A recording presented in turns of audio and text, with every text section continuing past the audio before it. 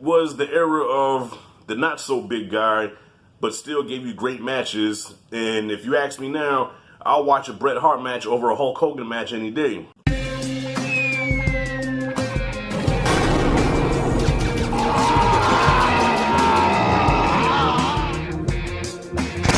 Alright, y'all, I'm a little late with this review, but better late than never. So I think this is the last of the A&E wrestling biography documentaries, and it ends on a high note with Bret the Hitman Hart, the excellence of execution. The best there is, the best there was, and the best there ever will be. I felt like such a traitor watching this documentary because, like many wrestling fans, I saw WrestleMania 13, and my personal favorite WrestleMania match, just match period of all time, was when Bret went up against Stone Cold Steve Austin, the Texas Rattlesnake, and the shift happened where Stone Cold becomes the babyface and Bret Hart becomes the heel. And then I stopped fucking with Bret. Alright? So when Bret was first with the Hart Foundation, I hated him then because he was a heel. Him and Jim the Anvil Neidhart. And then became a good guy for a while. Stone Cold came into his life, messed everything up. Then I started hating Bret again. But you cannot hate this guy. Bret is such a nice fucking guy. You know, this documentary, of course, it showed his whole life growing up with 12 siblings. God damn, Stu was getting busy. Grew up with 12 siblings, all of them in the wrestling business, you know. And just the nicest guy, you know what I'm saying? Like, the most negative thing that I think anybody said about Bret within the business was that he was kind of selfish. He was... he took himself way too seriously, but this is the wrestling business, okay? You have to look out for self. I mean, you're not going to look out for the next person more than you look out for yourself, but I think the thing with Bret is that he took the business seriously, and he took his character seriously, and he just wanted to do the best that he could for the sake of the business and to make sure that he stayed relevant because this is how he makes a living. So you can't hate on him for that. And there was even a funny story with The Undertaker where I think Bret was going to do a match with Shawn, and Bret was like talking shit, you know what I'm saying, about not losing to Shawn, and Taker got mad and was like, motherfucker, everything ain't about you, you know. So that's probably the only negative that you hear about Bret, but this documentary was solid, and I couldn't help but think while I was watching it, I said, okay, after this, I'm going to go to YouTube and check out Jim Cornette, because Jim Cornette's been reviewing these documentaries too, and just when I think the documentary is good to me, Jim Cornette will call bullshit on about 90% of what was said in the doc, you know what I'm saying? So I'm going to head over to his channel and hear what he has to say. Jim Cornette, he's a wrestling historian, knows everything about the business. He was a manager in NWA and WWF and, just a legend in the game. And if anybody knows anything about wrestling, it's Jim Cornette, you know. So I'm just waiting to hear what he has to say about it. And, of course, for the millionth time, we hear about the Montreal Screwjob. You know, I'm just as tired to hear about the Montreal Screwjob as watching a Batman movie and seeing Batman's parents get killed again. You know, I don't ever want to watch a Batman movie again where we see his parents get killed. We know his parents gets killed. We know that's why he became Batman. I don't want to see it no more. You cannot talk about Bret Hart or Shawn Michaels and not talk about the Montreal Screwjob. We know about this, so it was nothing shocking. We all know what happened. Shawn and Vince was in on it, but they acted like they wasn't. Bret got screwed. He went to WCW. They didn't know what to do with him. And Goldberg pretty much ended his career. Which is kind of fucked up, man, because, Bret, this is in the documentary, Bret did not want to leave WWF, but WCW offered him a lot of money, man. I think it was like, he was going to be making like $3 or $5 million a year or something like that. And Vince offered him $10 million in a span of 20 years. So do the math on that. That's $500,000 a year. You know what I'm saying?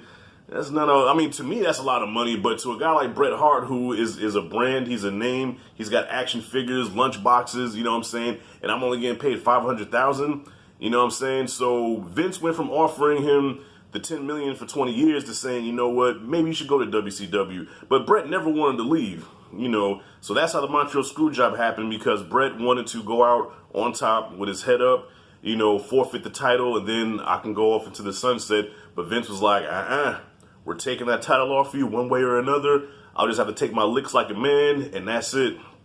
And that's what happened. Vince screwed Bret. Shawn got the belt, and backstage, Vince stepped to Bret like a man. Gotta give him his props. I mean, it was fucked up what Vince did, but he stepped to him and was like, get off your chest what you got to get off your chest, man. I did what I did, and, what is it that you have to say? And Bret was like, I'm going to take a shower, Vince. When I come out, if you're still here, I'm knocking you out. And Bret went, took his shower, came out, flip-flops and a towel on.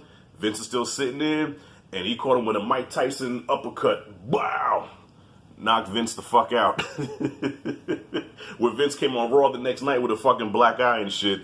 So, yeah, Bret Hart had such a great career, and it brought back memories, seeing, especially with the Hart Foundation. That was my first introduction to Bret, with Jim the Anvil Neidhart. And, you know, just a great guy and a great wrestler. I think Bret, if you talk about the best performers in the game, this is to me now. I mean, I'm pretty sure a lot of wrestling purists would be like, oh, no, Rashad, no, you wrong on that one. But this is just to me, goddammit. The best wrestlers that I ever seen perform is Shawn Michaels, Bret the Hitman Hart, Ricky the Dragon Steamboat, Macho Man Randy Savage. Those are the best performers. And Ric Flair. Those are the best performers that I've seen. When you see those guys wrestle, you know you're going to get a solid fucking epic match. I've never seen Bret Hart in a bad match. Him and Shawn Michaels went an hour. WrestleMania 12, they went an hour Iron Man match. I've only watched it once. I tried watching it again, but I checked out after 20 minutes. But Bret just gave the best matches, and they call him the excellence of execution for a reason. Everything this guy did, from the punches, the kicks, the suplexes, the body slams, everything was to perfection. All right, he was the excellence of execution, and it was cool to see him and Shawn bury the hatchet because, you know, Shawn Michaels with the whole Montreal screw job, and him and Bret clashed a lot. And what I like about this was Bret didn't come off as, okay, I'm the victim, you know, everything bad happened to me, I wasn't accountable for anything. And that's not the case. You know, Bret openly admitted, like, listen, it wasn't all Shawn, it was me too, you know. I did some shit too, you know what I'm saying? But, you know, we squashed it. It's cool. And also, damn, Owen Hart, man. I knew Owen was going to be in there. And, damn, I still remember it like it was yesterday watching that pay-per-view. And, you know, we didn't see the fall. It just cut to the crowd. And then Jim Ross got on and said, you know, Owen Hart had an accident and unfortunately he's dead. And I remember Raw that next day where, you know, they did the tribute to Owen. And it was like, it felt so surreal, like, holy shit, Owen Hart died? Like, damn, man. And, you know, another great guy, like, just the Hart family just seemed cool as shit. You know what I'm saying? 12 siblings, goddamn. Yeah, Stu was getting down, bro. But, yeah, man, this is a great documentary. I recommend you checking it out. You know, even if you're like a casual wrestling fan, I think you'll like the story of Bret the Hitman Hart. I think he needs more respect on his name. And it also makes you put in perspective how wrestling has grown, because I grew up as a kid, you know, I grew up in the Hogan era, the Ultimate Warrior, you know, the big, larger-than-life personalities. And Bret Hart was just like, he was like one of us, you know, just a regular, everyday guy. Didn't have to yell and scream and, you know, flex his muscle and veins and shit popping out. Bret Hart came, you know, he was cool. He talked to you, you know, shake your hand and shit. And when he got in the ring, you know, he whipped your ass, you know. So, yeah, Bret was the era of the not so big guy, but still gave you great matches. And if you ask me now, I'll watch a Bret Hart match over a Hulk Hogan match any day. But as a kid, Hulk Hogan was the guy. He was a superhero. But if you talk about watching some pure fucking wrestling, Bret the Hitman Hart is the guy.